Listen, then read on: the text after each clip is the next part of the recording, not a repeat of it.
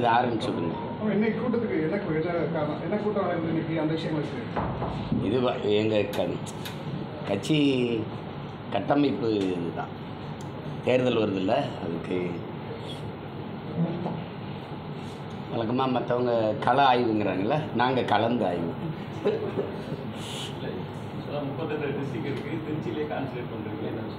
இல்லை, எல்லா மாவட்டங்களையும் கூடுதலாக கலந்து பண்ணுறோம். இது வரைக்கும் நம்ம பல தேர்தலை எதிர்கொண்டிருந்தாலும் இது ரொம்ப முதன்மையானதாக கருதுகிறோம். அதனால் கூடுதலாக கவனம் பண்ணி வேலை செய்கிறோம்.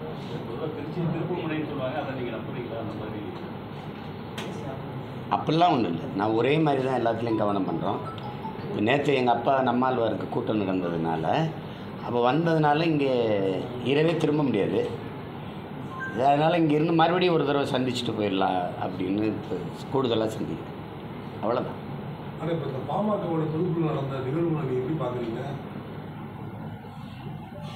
அதில் எனக்கு தனிப்பட்ட முறையில் கருத்து இல்லை. ஏன்னா அது எங்கள் குடும்பம், நம்ம கட்சி, அதில் போய் நம்ம கருத்து சொல்ல முடியாது. என்ன சொன்னாலும் எங்கள் ஐயாவுக்கு 2 பேருமே என்னுடைய அன்புக்கு மதிப்புரியவங்க. நான் அங்கே தான் இருந்தேன், அதனால் அதில் கருத்து இல்லை.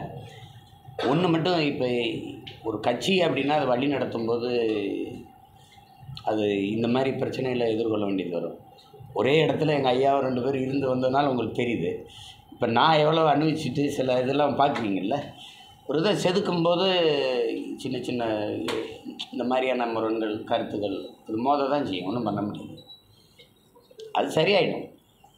35 வருஷம் வந்த கட்சி, இது ஒரு சின்ன பிரச்சனை, அது சரியாயிடும்.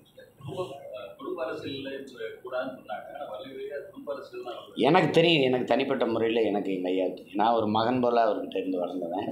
என் மேலே ரொம்ப பேர் இருந்து. என் நெத்தியில் பாரு ஏதாவது சாதி எழுதியிருக்கா அப்படின்னு கோவத்தில் என்கிட்ட கேட்டதில் இருக்குது. இந்த சமூகம் சொல்கிறேன். அவர் பொதுவாக தான் வந்தார். அவர் வரும்போது சரியாக தான் வந்தார். அவரை காலம் கொண்டு இங்கே சுருக்கி வச்சுட்டு, அப்போ அவர் முதல்ல அவர் சொன்னார், நான் தெளிமலை கொடுத்தேன். ஒவ்வொன்றா சொல்லி வந்தார் என்னென்ன நடந்தது. கடைசியாக வழியே இல்லாமல் தான் அன்பை கொண்டு நம்ம நிறுத்த வேண்டியதாகிடுச்சு அப்படி என்கிட்ட சொன்னதை நான் சொல்கிறேன். அப்படி இப்போ அவர் என்னென்னமோ முயற்சி பண்ணி பார்த்தார். நான் எல்லாருக்கும் தான் வாய்ப்பு கொடுத்து பார்த்தேன், அது சரியாக வரல, வழி இல்லாமல் கொடுத்தேன்னாரு. அப்போ அதை போய் ஒன்றும் சொல்ல முடியாதுல்ல. இல்லை, ஒரு கட்சி தலைமையே வேறு வழி இல்லாமல் தான் அப்படி குடும்ப உறுப்பினர்கள்ட்ட ஒப்படைக்க வேண்டிய நிர்பந்தம் தமிழ்நாட்டில் இருக்குது. அப்படி சொல்ல முடியாது, அப்படின்னு சொல்ல முடியாது. அவருக்கு கட்சி உருவாக்குனவருக்கு நம்பகமானது. இப்போ இப்படி பாருங்கள், இப்போ ஐயா பெரியார் அவர்களை எப்படி பாருங்களேன். ஐயா இன்னைக்கு இருக்கிற அந்த திராவிட கழகத்தினுடைய தலைவராக இருக்காங்கல்ல, அவங்க அன்னைக்கும் ஐயா கூட இருந்தாங்க. உங்களுக்கு தெரியும்னு நினைக்கிறேன். அப்படி இருக்கும்போது எனக்கு நம்பகமான ஒரு ஆள் வேணும், எனக்கு பிறகு என் சொத்தை நிர்வகிக்கணும், இதுக்கு அம்மா மணியம்மையை திருமணம் பண்ணணும். அப்போ அவருக்கு வேற ஒரு நம்பிக்கை தேவைப்படுது இல்லை. அது மாதிரி தான் இதை நீங்கள் பாருங்கள். அதை போயிட்டு இருக்க வேண்டியதில்லை. என்ன மாதிரியான நிலைப்பாடு நீங்கள் எடுப்பீங்க? இப்போ நாம் தமிழர் கட்சியில் முதல்ல கட்சி ஒரு தலைவர் உருவாகட்டும், அதுக்கப்புறம் மற்றதை பற்றி யோசிக்கலாம். இங்கே தலைவரே இன்னும் உருவாகலை. தலைவனுங்கிற சொல்லுக்கு நீங்கள் சாதாரணமாக இல்லை, நாங்கள் பார்க்குற தலைவன் வேறு, எங்களுடைய தலைவன் வேறு.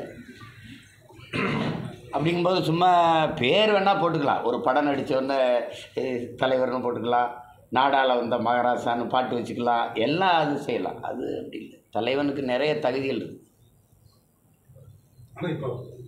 பசி மறக்கணும், தூக்கம் தொலைக்கணும், அவமான ஏச்சு பேச்சுக்களை தாங்கணும்.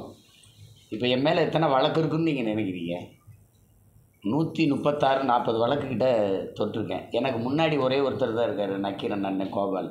அவருக்கும் எனக்கு தான் போட்டி நடக்குது. அவர் 200 கிட்ட நெருங்கிட்டாருன்னு நினைக்கிறேன். நான் படியேறாத நீதிமன்ற வாசல் இருக்குன்னு நினைக்கிறீங்களா? அதெல்லாம் ரொம்ப கடினம். அவமானங்கள், ஏச்சு பேச்சுகள் தாங்கணும். நாங்கள் படித்த தத்துவங்கிறது, தலைவன் என்பவன் தன்னை தாழ்த்திக்கிற தயாராக இருக்காதவன் தலைமை இருக்க தகுதியை பெற மாட்டான். கைகட்டி வேலை செய்ய தயாராக இல்லாதவன் கை நீட்டி கட்டளை எடுக்கிற தகுதியை பெற மாட்டான். எது ஒன்றையும் இழக்க முடியாத ஒருவன் பெரிதொன்றை அடைய முடியாது. தலைவன் என்பவன் தன்னையே எரித்து கொண்டு உலகத்துக்கு வெளிச்சத்தை தருகிற மெழுகுவர்த்தி போல இருக்கணும். தன்னையே தண்ணீரில் கரைச்சி சுவையை கூட்டுகிற உப்பாக இருக்கணும். இந்த தகுதியெல்லாம் தேவைப்படுது. சும்மா பேரில் போட்டுக்கிட்டு தலைவன்னா அது. தமிழ்நாட்டில் இருக்கக்கூடிய முக்கிய அரசியல் கட்சிகள்லாம் இந்த சிதறண்டு போகிறதுக்கு வேறு ஏதாவது பின்புலத்தில் மத்தியில் இருக்கக்கூடிய தேசிய அளவில் இருக்கக்கூடிய அரசியல் கட்சிகள் எதுவும் காரணமாக இருக்கும்னு நினைக்கிறீங்க? அது இருக்குது. கடந்த காலங்களில் இந்திய திராவிட கட்சிகள் வந்து இப்படி ஒவ்வொருத்தரையும் சிதைச்சிருக்கு. குறிப்பாக இப்போ ஒவ்வொரு அமைப்பாக கூட நீங்கள் எடுக்கலாம். இப்போ வணிகர் அமைப்பு இருக்குது.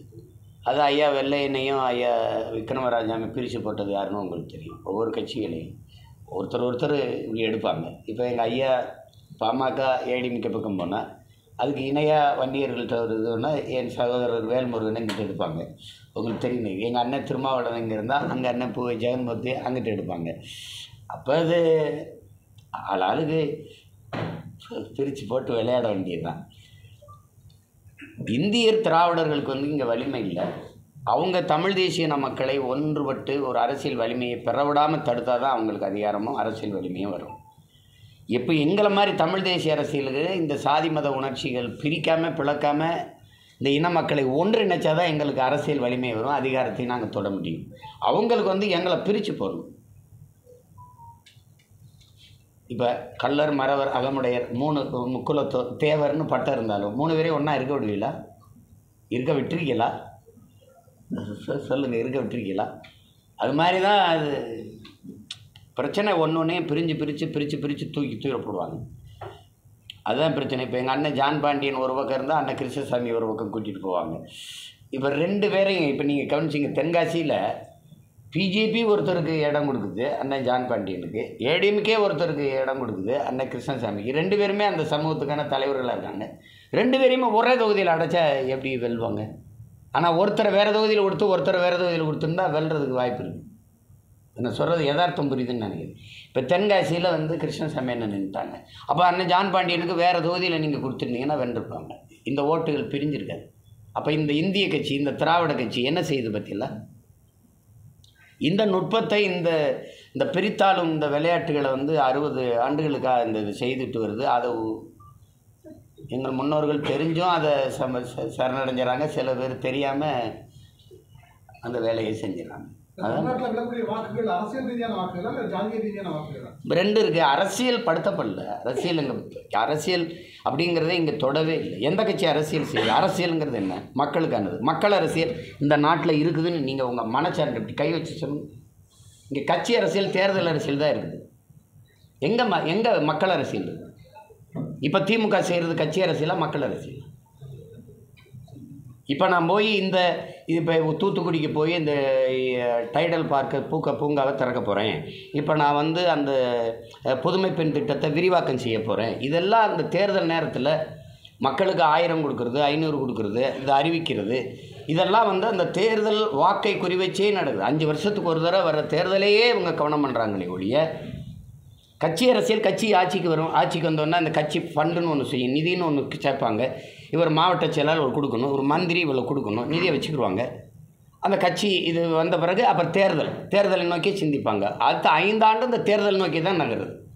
இந்த செய்தியை வெளியிடணும், இதை மறைக்கணும், இதை வந்து அதிகமாக கொண்டு போகணும், இதை சொல்லவே கூடாது, இதே தான் கவனிப்பாங்களே ஒழிய மக்களை பற்றி எங்கே சிந்திச்சிருக்காங்க? தென் மாவட்டங்களும் வட மாவட்டமும் பெரும் வெள்ளச்சேதத்தில் புயலில் நாசமாயிடுச்சு வேளாண்குடி மக்கள். என்ன நடந்திருக்கு? மக்களை பற்றி இந்த அரசுகள், இந்த கட்சிகள், ஆட்சிகள் நகர்ந்தது என்ன? பாரதிய ஜனதா அது கோயில், மதம், அது 2 சாமி, இதை விட்டு வேறு ஏதாவது இந்த 15 ஆண்டுகளில் நீங்கள் பேசி பார்த்துருக்கீங்களா? சொல்லுங்கள். திடீர்னு பாஷான்னு ஒருத்தர் இறந்துட்டார். சரி, எனக்கு அப்பா, நான் அப்பா பாஷாங்கிறேன், நீங்கள் ஏதோ ஒன்று சொல்லுங்கள். பாஷா உங்கள் பாஷையில் தீவிரவாதி இறந்துட்டார். அதை வச்சுக்கிட்டு ஒரு வாரம் வண்டி ஓட்டினீங்க. அப்புறம் இதை தவிர வேறு என்ன இருக்குது உங்களுக்கு? நீங்கள் ஒரு மதத்தை சார்ந்திருக்கீங்க, இன்னொரு மதத்தை தாக்கி பேசணும். நீங்கள் ஒரு சாதியை சார்ந்திருக்கீங்க, இன்னொரு சாதியை தாக்கி பேசணும். மக்களுக்கான அரசியல் எங்கே இருக்குது? இங்கே பாதை சரியில்லை, இங்கே குடிக்க நீர் இல்லை. உங்களுக்கு தெரியுமா தெரியாதா? 100 மரணம் பட்டியல் எடுங்க, 90 மரணம் புற்றுநோயாக இருக்குதா இல்லையா? யாராவது சர்வேயில் எடுத்து சொல்லுங்கள். ஏன் புற்று வருது? 60 வயசு அப்பாவுக்கும் வருது, 20 வயசு தம்பி தங்கச்சிக்கு வருது, 2 வயசு குழந்தைக்கு வருது. எப்படி வருது? சிகரெட் பிடிச்சாலா, பான்பராக்கு புகையில போட்டாலா, இல்லை சாராயம் குடிச்சாலா? அந்த குழந்தைக்கு எப்படி வருது? எதை பற்றி நீங்கள் கவலைப்பட்டிருக்கீங்க? நாடு குப்பை மேடம் ஆகிக்கிட்டு இருக்கு, அதை பற்றி கவலைப்பட்டிருக்கீங்களா? உங்கள் தாய், பூமி தாய் முகத்தில் பூவை கொட்டி ஆராதிக்கிறதை விட்டுட்டு குப்பையை கொட்டி பிளாஸ்டிக்கு இந்த நெகிழியை கொட்டுறீங்க, பாலித்தீனை கொட்டுறீங்க. எந்த அறிஞனாலும் சொல்கிறானா இது மக்கி மண்ணோடு மண்ணாக போக இவ்வளோ காலம் ஆகும்னு. ஒருத்தன் 50,000ங்கிறான், ஒருத்தன் 5000 ஆண்டுங்கிறான், ஒருத்தன் 500 ஆண்டுங்கிறான். யார் பார்த்தது? யார் பார்த்தது? புவி வெப்பமாகுது, சரி வெப்பமாகுது. ஏன் வெப்பமாகுது? யாராவது வெப்பமாகுதா நீ ஆக்கிரமா தெரியாது. நச்ச ஆலைகள், நிலக்கரி புகை, காரு வண்டிகள் வெளியிடுற டீசல் பெட்ரோல் புகை, இதெல்லாம் கரியாக மாறி மேலே போய் நீராவியோட அமிலத்தோடு சேர்ந்து ஒரு பசை மாதிரி படர்ந்து ஒரு கரு வட்டம் மாதிரி 15-20 கிலோமீட்டருக்கு மேலே நிற்கிதுன்றான். பூமியிலேருந்து 15 கிலோமீட்டருக்கு மேலே நிற்கிதுன்றான். அதனால் இந்த வெப்பம் அந்த நீல ஊதா கதிர்களாக மேலே போக முடியாமல் நீல கதிராக மேலே போகுது. அது போய் குளிர்றதுக்கு முன்னாடி அங்கே தடுத்து கீழே திருப்பி அனுப்பிடுது. அதனால் வெப்பம் ஏறுது. வெப்பம் ஏறுறதுனால கடல் கொந்தளிக்குது. எப்படி கொந்தளிக்குது? அடுப்பில் பானையை வச்சு தண்ணியை ஊற்றி கீழே அடுப்பு இருக்கும்போது கொந்தளிக்குதுல்ல, கொதிக்குதுல்ல, அப்படி பூமி கடல் கொதிக்குது. கொதிக்கும்போது கடல் மட்டம் உயரும்போது காற்றழுத்தம் அதிகமாகுது. புயல், பருவமழைன்னு ஒன்றும் இல்லாமல் பெருமழையாக பெய்யுது, புயல் மழையாக பெய்யுது. எல்லாத்தையுமே அதை பற்றி நீ எதை பேச சொல்லுங்கள் பார்ப்போம். சாமி, சாதி, மதம், இதை தவிர என்னைக்கு பூமிக்கிட்ட வருவ? இந்த நாட்டில் அறிவை வளர்க்கும் கல்வி. சரி, ஒரு நாட்டில் ஆகச்சிறந்த வளம் அறிவு வளம் தான். அந்த அறிவு வளம் வகுப்பறை, அறிவை வளர்க்கும் கருவறையாக இருக்கா, வர்த்தக அறையாக இருக்கா, வியாபார அறையாக இருக்கா? இந்த நாடு எதை நோக்கி செல்லுது? யார் இதை பற்றி பேசுகிற? இந்த கட்சி ஆட்சிகள் கவலைப்படுமா? எல்லாருமே பள்ளி கல்லூரி வச்சுருக்காங்க. எல்லா அமைச்சரும், இந்த கட்சி அமைச்சரும் சரி, இந்த கட்சி அமைச்சரும் சரி, எல்லாருமே மருத்துவமனை வச்சுருக்காங்க. அப்போ எப்படி அரசு மருத்துவமனை தரம் உயரும்? அப்படி போய் அரசு பள்ளி கல்லூரி தரம் உயரும்? அப்புறம் எதுக்கு அரசு? அப்போ முதலாளிகளின் லாப தேவைக்கே எல்லாம் உருவாக்கப்படுது. போக்குவரத்து தனியார் நடத்திடுவார், சிறப்பாக நடத்திடுவார். சாலை மின் உற்பத்தி விநியோகத்தை தனியார் சிறப்பாக நடத்திடுவார். ஒரு தொலைக்காட்சியை திருப்புங்க, ஒரு பையன் நாயை தடை கொடுத்துட்டு, அப்பா காத்தாடி வந்தால் தான் மின்சாரம் வரும். இல்லை, மின்சாரம் வந்தால் தான் காத்தாடி வரும். அப்பாவுக்கு மனுக்கும் பிரச்சனை. ரொம்ப நேரம் விவாதம் நடக்குது. காத்தாடி வந்தால் தான் மின்சாரம் வரும், மின்சாரம் வந்தால் தான் காத்தாடி வரும் அப்படின்னு போனால் ஒரு வெட்டவரை பொட்டால் ஒருத்தர் நிற்பார், ஒரு காத்தாடி ஓடும். அப்படி சுற்றும்போது பளிச்சுன்னு விளக்கு எரியும். நாங்கள் அப்படி மின் உற்பத்தின்னா அதான் நீ வருதா இல்லையா? ஒரு நாட்டின் மிக அத்தியாவசியமான தேவை இதில் உணவு தேவை, மின் தேவை. இந்த மின்சாரத்தை முதலாளி கையில் கொடுத்துட்டிங்கன்னா நாளைக்கு அவன் ஒரு யூனிட் மின்சாரம் 15 ரூபாய்னா அதானே விற்க முடியும். நீங்கள் 7 ரூபாய்க்கு அதானிகிட்ட வாங்கி எனக்கு 3 ரூபாய் 4 ரூபாய்க்கு கொடுக்குறீங்க, குறைச்சி கொடுக்குறீங்க. அப்போ எடுத்தவனே ஒரு யூனிட் மின்சாரத்துக்கு விலை விளப்பது 1.5 லட்சம் கோடி கடன் இருக்குது. இந்த அரசுக்கிட்ட கேளுங்களேன், 9 லட்சம் கோடி கடன் இருக்குல்ல. இந்த கடனை வாங்கி நாட்டு மக்களுக்கு செஞ்ச நலத்திட்டம் ஒன்று சொல்ல சொல்லிடுங்க. The best, world best education கொடுத்துட்டேன். இந்த வேர்ல்டு பெஸ்ட். அது எவனுமே எனக்கு கிட்ட இருந்தீங்களா அப்படியே மெடிக்கலை கொடுத்துட்டேன் மக்களுக்கு. ஏழைக்கு பணக்காரனுக்கு எவனும் கிடையாது. 1 ரூபாயிலேருந்து 1 கோடி மருத்துவரை அப்படி கொடுத்துருக்கேன். அப்படி ஏதாவது சொல்லுங்களேன், அப்படி ஏதாவது சொல்லுங்கள் இருக்கா? ஆனால் அவங்கள பொறுத்தவரைக்கும் காலை உணவு திட்டம் அப்படிங்கிறாங்க. இப்படி பாருங்களேன், அண்ணன் எப்படி கேட்குறேன், ஒரு காலையில் சாப்பிட்டு கூட பள்ளிக்கூடம் வர முடியாத அளவுக்கு தான் வறுமையில் என் பிள்ளைகளை வச்சுருக்கீங்களா? 60 வருஷம் ஆண்டு, 60 வருஷம் ஆண்டு. இது என்ன சோமாலியா இல்லை இது கென்யா, நைஜீரியா மாதிரி இருக்கா? எல்லா வளமும் இருக்குல்ல. காலையில் என்ன சாப்பாடு? அப்படியே பால், முட்டை, அப்படியா இல்லை உப்புமாவா? 7 நாள் 5 நாள் உப்புமாவா இல்லையா? தம்பி நெஞ்சில் கை வச்சு பேசணும். நீ உப்புமா கம்பெனி நடத்திக்கிட்டு இருக்க நீ, அப்படியா? ஒரு இடத்துல சரியாக சொல்லுங்கள். ஆவின் பால் விற்கிதுல, எல்லாரும் நீங்கள் படித்தவங்க தானே. ஆவின் பால் அரசு விற்கிதுல, மாடு இருக்குது. அங்கே இருக்குது. குஜராத், உத்தரப்பிரதேசத்தில் ஒருத்தன் 1 லிட்டரில் 500 லிட்டர் பாலாக வேதிப்பொருளை வச்சு கெமிக்கலை வச்சு தயாரித்து விற்றாங்கிறது 20 வருஷம் கண்டுபிடிக்காமல் இப்போ கண்டுபிடிச்சிருக்கீங்க. அங்கே நடக்கிறது தானே இங்கே நடக்குது. உங்கள் நெஞ்சில் இப்படி கை வச்சு மனச்சான்று துரோகம் இல்லாமல் எனக்கு பதில் சொல்லுங்கள். பால் போல் ஒன்றா? எந்த இடத்துல நீங்கள் சரியாக இருக்கிறீங்க? எந்த இடத்துல சொல்லுங்கள். அதனால தான் இங்கே தேர்தலை நோக்கி தான் எல்லாருமே நகருவாங்க. இப்போவே கள ஆய்வு மனுக்கள் மக்கள்கிட்ட வாங்குவாங்க தெரியுமா? 5 ஆண்டு ஆட்சி முடியும் போது உங்களுக்கு என்ன பிரச்சனைன்னு கேட்க வருவாங்க. எங்களுக்கு என்ன பிரச்சனைனே இப்போ தான் கேட்க வரீங்க. அப்போ நம்ம என்ன சொல்லிட்டு, பிரச்சனையே நீங்கள் தான் ஏசம்மா எங்களுக்கு பிரச்சனையே நீங்கள் தான். வந்தாங்களா இல்லையா ஐயா? நீங்கள் சொல்லுங்கள், வந்தாங்களா இல்லைங்களா ஐயா? இப்போ வருவாங்களா இல்லைங்களா ஐயா? கள ஆய்வுக்கு போகிறீங்களே, அப்படியே முதலமைச்சர் துணை முதல்வர்லாம் நில ஆய்வுக்கு ஒரு தடவை போங்களே. எவ்வளோ வெள்ளச்சேதம், எத்தனை ஏக்கர் பயிரிட்டீங்க, இது எவ்வளோ மகசூல் தந்திருக்கும், எவ்வளவு ஒன்றுமில்லாமல் போச்சு, எவ்வளவு இழப்பு, அப்படி ஒரு நில ஆய்வுக்கு ஒரு தடவை போங்களே. எதுக்குமே காசு கிடையாது. பகுதி நேர ஆசிரியர் நிரந்தரம் பண்ண முடியாது, சம்பளம் காசு இல்லை. அந்த ஆசிரியர்கள் சம வேலை சம ஊதியம், அதுக்கு காசு இல்லை. போக்குவரத்து தொழிலாளர்களுடைய பிடித்த பணத்தை கொடுக்க முடியாது, காசு இல்லை. 200 நாள் வேலை திட்டத்துக்கு நீங்கள் அதுக்கு காசு இல்லை. எதுக்குமே காசு கிடையாது. தஞ்சை தமிழ் பல்கலைக்கழகத்தில் ஓய்வு பெற்ற பேராசிரியர்களுக்கு அது கிடையாது. அவங்களுக்கு இருக்கிறவங்களுக்கு சம்பளம் போட காசு இல்லை. ஆனால் அந்த 1000 ரூபா கொடுக்க முடியும். எங்கள் அம்மா பெரியம்மா என் அக்கா தங்கச்சி சாலையில் நின்று எனக்கு மாதம் 1000 கொடுன்னு கேட்டது? யாராவது சொல்கிறீங்களா? கேட்டாங்களா? நடக்கு மழை நீர் வழிஞ்சு ஓட காவலில் மேலே ட்ரெயினோட எது மெட்ரோ 62,000 கோடி. கமிஷன் வாங்கி திங்கிற புரோக்கர்களை தரகர்களையே நம்ம தேர்வு பண்ணிவிட்டு தலைவரை தேடினோம்னா, அப்படி தலைவனை தேர்வு பண்ணால் தான் அவன் மக்களை பற்றி கவலைப்படுவான். அரசியல்வாதிகள் அடுத்த தேர்தலை பற்றி தான் கவலைப்படுவாங்க, தலைவர்கள் தான் அடுத்த தலைமுறையை பற்றி கவலைப்படுவாங்க. இங்கே அப்படி எங்கே தலைவர் இருக்காங்க? ஆனால் இப்போ களத்தில் இருந்து நீங்கள் போராடிட்டு இருக்கீங்க. இதே வேலையில் வந்து சாட்டையில் அடிச்சுக்கிட்டா இந்த திமுக ஆட்சி அகற்றிடலாம் அப்படின்னு வந்து அண்ணாமலை பண்ணுறாரு. அதை எப்படி நீங்கள் பார்க்குறீங்க? இல்லை அந்த செயல் நீங்கள் அதை ஏற்கிறீங்க எதிர்க்கிறீங்க. ஆனால் அவருடைய கோபத்தை நம்ம குறைச்சி மதிப்பிட முடியாது. தம்பியுடைய அணுகுமுறை அது இப்போ கேட்கும்போது எதுக்கு இப்படி இவ்வளோ தூரம் முடிவு எடுக்க வேண்டியதில்லை. இப்போ எனக்கு கூட தான் கோபம் இருக்குது. இப்போ அதில் குற்றவாளியை சாட்டிட்டு அடிக்கணும் என்பது நம்ம போய் அதுக்கு அடிச்சுக்கணும். அது தேவையில்லை, அது கஷ்டமாக இருந்து கேட்கும்போது. ஆனாலும் அவருக்குள்ளே இருக்கிற அந்த கோபத்தை எல்லாருக்குள்ளே இருக்கிற கோபம் ஒரு தலைவராக அவர் சொல்ல வேண்டியது வருது, வெளிப்படுத்துறத அப்படி வெளிப்படுத்திட்டார். அதனால் அதை போய் அதை விமர்சிச்சுக்கிட்டு இருக்க வேண்டியதில்லை. அவருடைய உணர்வு அதை அப்படி வெளிக்காட்டுறாரு. சாட்டையில் அடிச்சுக்கிட்டாலோ செருப்பு போடாமல் இருந்தாலோ திமுக அது சரியா? அது சரியா? அது தம்பிக்கிட்ட அவருக்கு முன்னாடி இந்த களத்தில் இருக்க ஒரு அண்ணனாக நான் சொல்ல விரும்புவது, இந்த நாட்டில் நிறைய மாறுதல்களை நீங்கள் செய்யணும். நான் அதுதான் அடிப்படை அமைப்பு அரசியல் மாற்றம்னு சொல்கிறது காரணம். என்னென்ன அடிச்சோட அரசியல் மாற்றம்னு நீங்கள் கூட கேட்கலாம். இப்போது இந்த ஆட்சியை இந்த ஆட்சி நீங்கள் இவங்க கோட்பாடு பேசுகிறது, திராவிட மாடல் பேசுகிறது, நல்லாட்சி பேசுகிறது. ஆட்சி நேர்மையாக கொடுத்துட்ட ஒருத்தருக்கு வாக்குக்கு காசு கொடுக்க வேண்டிய தேவையில்லை.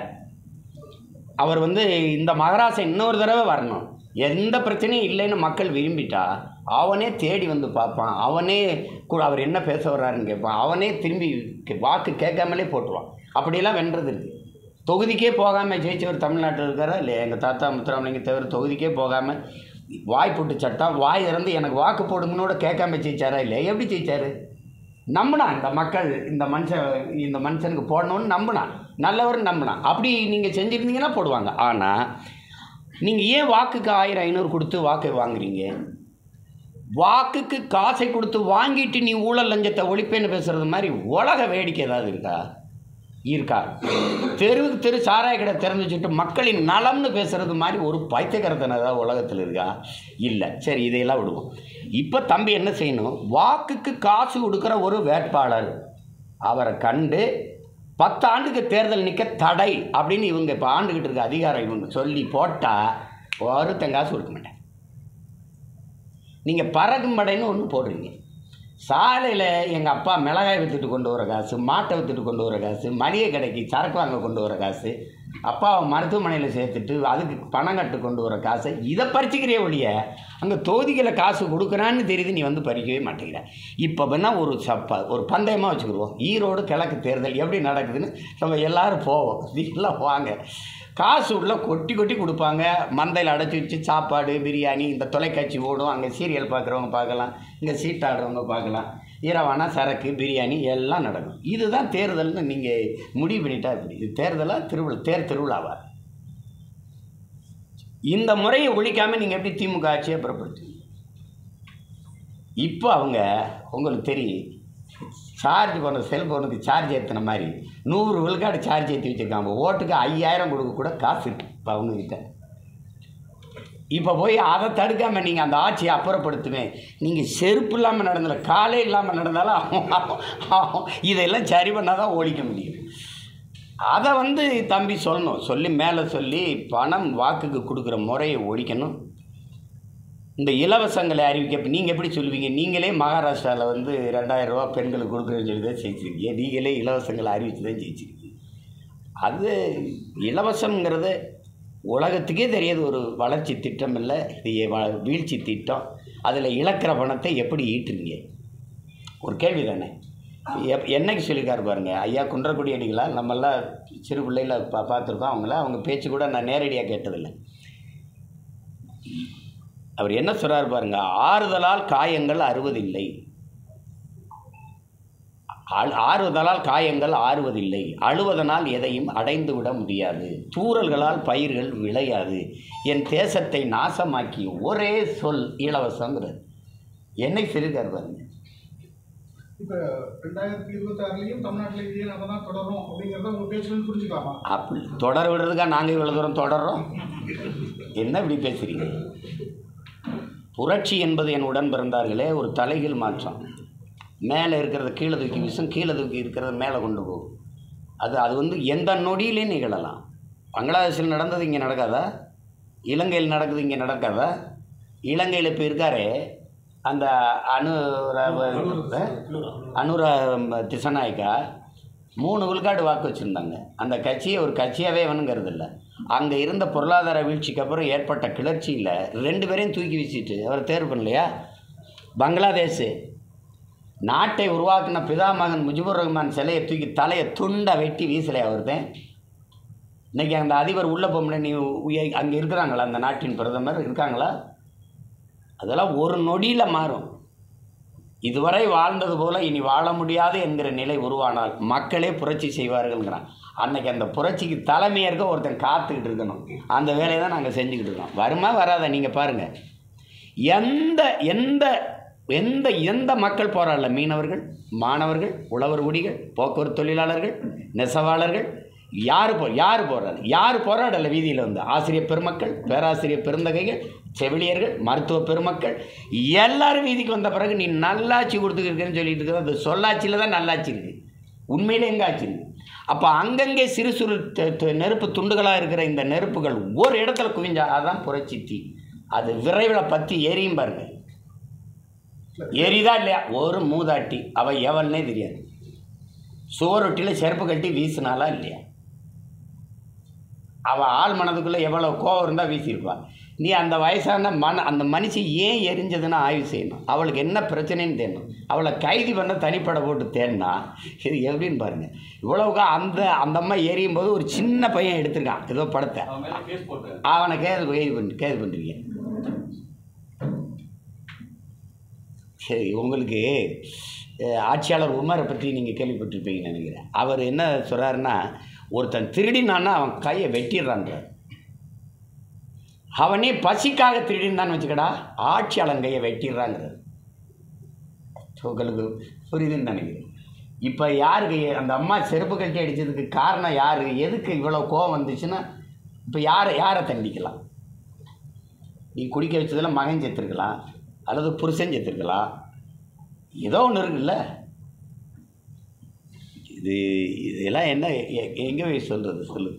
இப்போ நாம் தமிழர் கட்சியும் திமுக வீழ்த்தணும்னு சொல்லுது, பாஜகவும் அண்ணாமலையும் வந்து அவங்க வீழ்த்தணும்னு சொல்லுவாங்க. ஐயா நான் சொல்கிறது எனக்கு பரம்பரை பகை. நாங்கள் செய்கிறது ஒரு தேசிய இனப்பகை. நாங்கள் நீண்ட காலமாக எல்லாத்தையும் தொலைச்சி நிற்கிற ஒரு இனக்கூட்டம். அவங்க சொல்கிறது அவங்க சும்மா தேர்தல் நேரத்துக்கு சொல்லுவாங்க. அவங்க திடீர்னு ஐயா கருணாநிதி சிலையில் போய் நினைவிடத்தில் போய் வணக்கம் போடுவாங்க, 100 ரூபா காசை வெளியிடுவாங்க, சும்மா பேசுவாங்க. அவங்க இதே பிஜேபி இந்த திமுக தயவில் 5 ஆண்டு ஆட்சியை நடத்தினவங்க தானே. இப்போ கூட திமுகவோட நட்பு பாராட்டி எல்லா மாநில முதல்வர் மேலேயும் அமலாக்கத்துறை சோதனை செஞ்சுருக்கு. அரவிந்த் கெஜ்ரிவாலை உள்ளே வச்சுருந்துருக்கு. ஜார்க்கண்ட் முக்தி மோர்ச்சா அந்த தலைவர் அந்த ஜார்க்கண்ட் மாநில முதல்வரை சிறைப்படுத்தியிருக்கு. எல்லாம் செய்து சந்திரசேகர ராவ் மகன் மேலே வழக்கு போட்டிருக்கு. ஆனால் இந்த திமுக ஆட்சியாளர்கள் குடும்பத்து மேலே எதுவுமே பாயலையே. காரணம் என்ன? ஐயா சந்திரபாபு நாயுடு, நிதிஷ்குமார் ஐயா 2 பேர் தயவில் ஆட்சி நடந்துக்கிட்டு இருக்கு. ஒரு வேளை இதில் யாராவது ஒருத்தர் வெளியில் போனால் 22 உறுப்பினரோட அவர் உள்ளே போவார். நடக்குமா நடக்காதா? அதுதான் பேசியிருப்பார். அதுக்காக அவங்க அப்படியே எல்லாம் எல்லாம் நம்ம பார்க்காததா. அந்த காலத்துலேருந்து இதே நாடகம் தான் நடக்குது. ஆனால் இப்போ திருப்பியும் திருச்சி மாவட்ட எஸ்பிக்கு உங்களுக்கு உண்டான பிரச்சனை நீதிமன்றம் வரைக்கும் வந்துருச்சு. இப்போ அதை பற்றி என்ன சொல்கிறது? எனக்கு ஒரு பிரச்சனையும் கிடையாது. சாட்டை வேற ஒரு கேஸ் கொடுத்துருக்காரு சார். அவங்களுக்கு சொத்து தகராறு கொடுக்கல் வாங்கல தான் பிரச்சனை இருக்குது. அது எனக்கு இதெல்லாம் ஒரு பிரச்சனைன்னா, இப்போ நான் பேசின பிரச்சனைகள்லாம் தான் எனக்கு பிரச்சனை. எனக்கு இந்த மாதிரி பிரச்சனைகள் நாட்டுக்கு மக்களுக்கும் பிரச்சனை இருக்கா? அது பிரச்சனையா? இது ஒரு பிரச்சனை. யார் அவன் என் பிரச்சனையும் சேர்த்து பார்ப்பான். அதனால அவனுக்கு ஒரு பிரச்சனை கிடையாது. அதெல்லாம் ஒன்றும் இல்லை. இதெல்லாம் சாதாரணமாக கடந்து போகணும். இதெல்லாம் ஒன்றும் கிடையாது. தனித்து போட்டிகளில் ரொம்ப உறுதியாக நீண்ட காலமாக பயணிச்சிருக்கீங்க. பிரச்சனை ரீதியாக போராட்டங்களில் மற்ற அரசியல் கட்சிகளோடு இணைந்து போராட்டம் நடத்துவதற்கு நீங்கள் தயாராக இருக்கீங்களா? பிரச்சனைகளை தந்தவங்களோட மறுபடியும் போய் நின்றுவாங்க. இப்போ நான் இந்த நிலத்தில் உங்ககிட்ட கேட்குறேன், ஒரு கட்சியை நடத்துகிறவனா அல்லது நீங்கள் எல்லாம் ஊடகவியலாளர்கள் எல்லாமே நம்ம 2 பேருமே இந்த மண்ணின் மக்களாக இருந்து பேசுவோம். இந்த நாட்டில் இருக்கிற சிக்கல்கள், இப்போ குறிப்பாக தமிழ்நாட்டில் இந்த பிரச்சனைகளை எல்லாம், இப்போ மீத்தேன் அணு உலை, அப்போ ஸ்டெர்லைட்டு, இந்த இப்போ டங்ஸ்டன், இந்த மாதிரி இது அளவு கடந்த ஜிஎஸ்டி வரி, இந்த நீட்டு தேர்வு, இப்படிலாம் பல பிரச்சனைகள் நம்ம எதிர்கொள்கிறோன்னு வச்சு. இதெல்லாம் தந்தது யார்? இந்திய ஒன்றியத்தை ஆளுகிற கட்சிகள், ஆட்சிகள். அதை அப்போவே எதிர்த்து தடுத்து அதெல்லாம் உள்நுழைய விடாமல் தடுத்திருக்க வேண்டிய கட்சிகள் யார்? இவங்க 2 பேரும் தான். இவங்களுக்கு தெரியாமல் இது உள்ளே வரல, அவங்களுக்கு தெரியாமல் இது திணிக்கப்படல. இப்போ இந்த கட்சி ஆட்சி முறையை எதிர்த்து தான் நம்ம சண்டை செஞ்சுக்கிட்டு இருக்கோம். இந்த நச்சு திட்டங்களை என் நிலத்தில் திணிக்காதீங்க, என் வளத்தை இப்படி கொள்ளையடிக்காதீங்க அப்படின்னு நம்ம சண்டை போடுறோம். இந்த மாதிரி இதில் நம்மளோட நின்று போராடுவாங்க.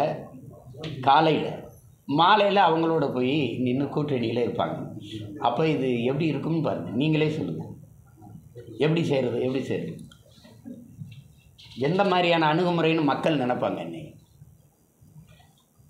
காலையில் இந்த திட்டத்தை அப்படி யாராவது போராட வர்றாங்களான்னு கேளுங்க. பிஜேபி வேணால் பேசுவோம், ஆனால் பிஜேபிக்கு தெரியாமல் தான் இது நடக்குதா? சொல்லுங்கள். இப்போ டங்ஸ்டனில் தம்பி அண்ணாமலை என்ன நிலைப்பாடு எடுப்பார்? காவிரி நதிநீரில் என்ன நிலைப்பாடு எடுப்பார்? முல்லை பெரியாற்றில் என்ன நிலைப்பாடு எடுப்பார்?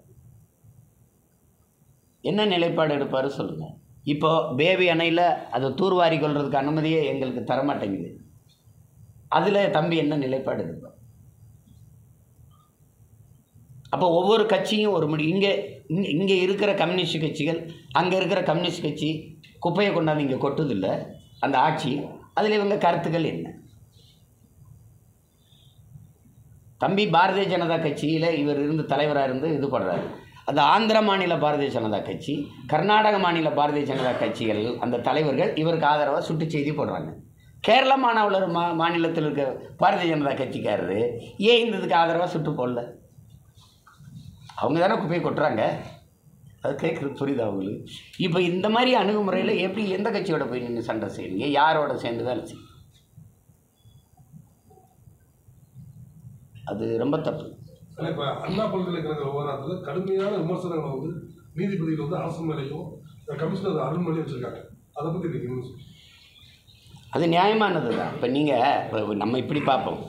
முதல்ல என்கிட்ட கேட்கும்போது 2 பேர் சேர்ந்து பண்ணிட்டாங்கன்னாங்க. அப்புறம் ஒருத்தர் தான் நீங்கள் இது பண்ணியிருக்கீங்க. அதில் அவங்க சொல்கிறத பாருங்கள். அவர் இந்த ஏரோப்ளைன் மோடில் போட்டிருந்தாருன்னு சொல்கிறாங்க. அது எப்படி உங்களுக்கு தெரியும்? அவர் எதுக்காக ஏரோப்ளைன் மேனில் போடணும்? ஏரோப்ளைனில் போனாரா? இல்லைல்ல, ஒரு வளாகத்துக்குள்ளே போனார், பல்கலைக்கழக வளாகத்துக்குள்ளே போகிறார். அவர் ஏன் அதை ஏரோப்ளைன் மோடில் போட்டிருக்காரு? ஏரோப்ளைன் மோடில் போட்டிருந்தாருன்னு நீங்கள் எப்படி கண்டுபிடிச்சிங்க? அவர் சொன்னார். அப்போ அவர் சொன்ன எல்லாத்தையும் நீங்கள் நம்புறீங்களா? எப்படி? ஒருத்தரே ஒரு பெண்ணை அவ்வளோ பெரிய இதில் வலுக்கட்டாயமாக ஒரு வன்புணர்வு செஞ்சுருக்க முடியும்னு நீங்கள் நம்புறீங்களா? இதெல்லாம் நோக்கி யோசிக்கணும்ல. சரி, அப்போ ஏரோப்ளான் மோடு இருக்கும்போது நீங்கள் எப்படி அவரை கண்டுபிடிச்சிங்க அப்படின்னா அதுக்கு பதில் இல்லை. அங்கே ஏன் கண்காணிப்பு கருவி இல்லை? இவ்வளோ பெரிய வளாகத்துக்குள்ளே இத்தனை மாணவர்கள் படிக்கிற இடத்துல ஏன் ஒரு பாதுகாப்பு கருவி இல்லை? அப்படி கண்காணிப்பு கருவி இல்லைன்னா அது வேலை செய்யலைங்க. எல்லா இடத்துலையும் வேலை செய்யலை. சிறைக்குள்ளே தூக்கில் தொங்கின ராம்குமார் அது வேலை செய்யலை. அந்த தொடர்வண்டி நிலையத்தில் அந்த பொண்ணை வெட்டி கொள்ளும்போது அந்த இடத்துல இருக்க சிசிடிவி வேலை செய்யலை. வேறு எங்கெங்கே வேலை கொடநாடு கொலையில் அந்த இடத்துல வேலை செய்யலை. இப்போ எங்கெங்கே இருக்கோ அது உங்களுக்கு தேவையான இடத்துல மட்டும் அது வேலை செய்யாமல் நின்றுக்கிறது. அது எப்படி அதுவும் கவர்மெண்ட் எம்ப்ளாயா எப்படி என்ன கணக்கு சொல்லுங்கள். அது வேலை செய்யலைன்றீங்க. இத்தனை முதல் தகவல் அறிக்கை பதிவாகும்போது எஃப்ஐஆர் வரும்போது அந்த தங்கச்சியோடது மட்டும் எப்படி வெளியாகுது? அவளை பற்றிய தற்குறிப்புகள் அவங்க குடும்பத்தை பற்றியதெல்லாம் எப்படி அதில் வருது? இது எப்படி பார்க்கணும்? அவன் கொடுமையாக வன்புணர்வு செஞ்சதை விட இது பெரிய வன்புணர்வாக இருக்குது, பெரிய பலாத்காரமாக இருக்குது. இதை போய் வெளியில் சொல்லி அந்த பொண்ணை வெளியில் தலை காட்ட முடியாமல் அவளை மொத்தமாகவே வாழ்க்கையை சிதைச்சு போட்டால் எப்படி? நீதிமன்றம் கேட்குறதுல முழுக்க முழுக்க நியாயம் இருக்குது, சரியாக இருக்குது. அதுக்கு அரசு பொறுப்பே இருக்கணும்ல. காவல்துறை சரியாக செயல்பட்டு இது நான் எப்படி சொல்கிறது? செயல்பட்டுருந்தால் ஏன் நீதிமன்றம் இவ்வளோ பேசு? தொடங்கும்போது இது நடந்துடக்கூடாது, கொடுஞ்செயல், அது ரொம்ப காயமாக இருக்குது, அதுக்காக நான் வருந்துறேன். இது உடனடியாக இந்த குற்றவாளி கண்டுபிடிச்சி நீங்கள் இப்போ அவரை காட்டும்போது மக்கள் வந்து இது பண்ணணுமா? அவரை அடித்து கையை காலை உடைச்சிட்டாங்க, இதுதான் தண்டனையா? கையை காலை உடைச்சி கட்டு போட்ட மாதிரி அவர் உட்காந்துருக்காரு. பார்க்குற எல்லாருக்குமே தெரியுது, சும்மா ஒரு கட்டை போட்டு உட்கார வச்சுருக்காங்க. நாம் தமிழர் கட்சி பாசறை மாநில செயலர் வந்து சென்னை கிண்டியில் ஒரு ஐடி நிறுவனம் நடத்திட்டு அந்த இதில் வந்து 2 லட்ச ரூபா பணத்தை வந்து உல்லாசத்துக்கு அழைச்சி வந்து அவர் கைது பண்ணியிருக்காங்க. மேலும் வந்து பெண்கள் வந்து தாராளமாக வந்து கம்ப்ளைண்ட் கொடுக்கணும்னு சொல்லியிருக்காங்க. இதில் கட்சி ரீதியாக எதுவும் நடவடிக்கை எடுக்கிறீங்களா? இல்லை, அவர் நம்ம பாசறையில் அவங்க நமக்கு வந்து இந்த தேர்தலுக்காக இப்போ என்ன சொல்கிறது ப்ராஜெக்ட் சொல்லுவாங்க இல்லையா, அது மாதிரி எங்களுக்கு சாஃப்ட்வேரில் செஞ்சு கொடுக்குறதுக்கு நிறைய பேர் நிறைய நிறுவனங்கள் எனக்கு நாங்கள் செய்கிறோன்னு சொல்லியிருக்காங்க. அது அந்த ஏஐ மூலமாக. அதில் அந்த தம்பியும் ஒருத்தர், அவர் அது மாதிரி நிறைய நிறுவனங்கள் எங்களுக்கு செஞ்சு கொடுக்க அந்த இது கொடுத்துருக்காங்க, இந்த கொட்டேஷன் கொடுத்துருக்குறாங்க. அதில் அவரும் அந்த தம்பியும் ஒருத்தர். அது என்னங்கிறது இப்போ தானே வந்திருக்கு, நீ விசாரித்து முழு தகவல் வந்த பிறகு அது என்னன்னு தெரியும். அதுக்கு நமக்கு வந்து தொடர்பு இல்லை. மாநில பாசறை செயலாளர் தகவல் தொழில்நுட்ப பிரிவு பாசறை செயலாளர் தங்கச்சி சுனந்தா ஒரு தங்கச்சி, அவங்க பெங்களூர்லேருந்து வேலை செய்கிறாங்க, அவங்க தான் செயலாளர். அதுக்கப்புறம் மதன்னு ஒரு தம்பி, அவர் சேலத்துலேருந்து வேலை செய்கிறார். 2 பேர் தான் அதுக்கு பொறுப்பு.